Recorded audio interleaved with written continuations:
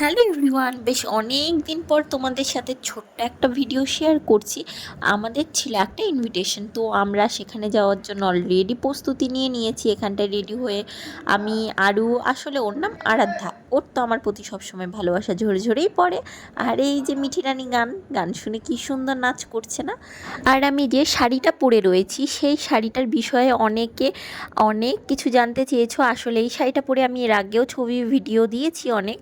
তো এই শাড়িটা নেওয়া হয়েছিল ডোমকল মধ্যবাজার খাদির দোকান থেকে। আসলে শাড়িটা আমার শাশুড়ি মায়ের।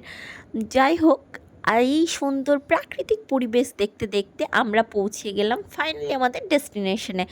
ওখানকার পরিবেশটা জাস্ট বাও, কারণ ওখানটায় বাড়িতে হাঁস, কচ্ছপ, এছাড়াও পাখি অনেক কিছু ছিল। যাই হোক, সবগুলো ক্যাপচার করতে পারিনি। এগুলো তো নর্মাল হাঁস, কিন্তু এগুলো ছিল রাজহাঁস।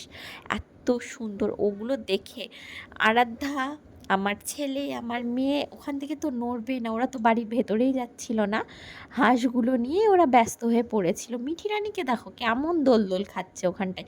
যাওয়ার সাথে সাথে দিয়েছিল আমাদের কোল্ড ড্রিঙ্কস। আর এই যে বেবি শাওয়ারেই গিয়েছিলাম আমরা, কি সুন্দর ডেকোরেশন, তাই না?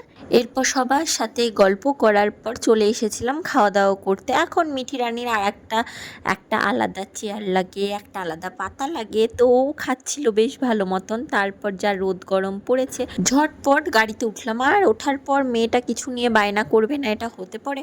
আমার আর আরাধ্যার তো একটু ঘুম ঘুম ভাব চলে এসেছিল।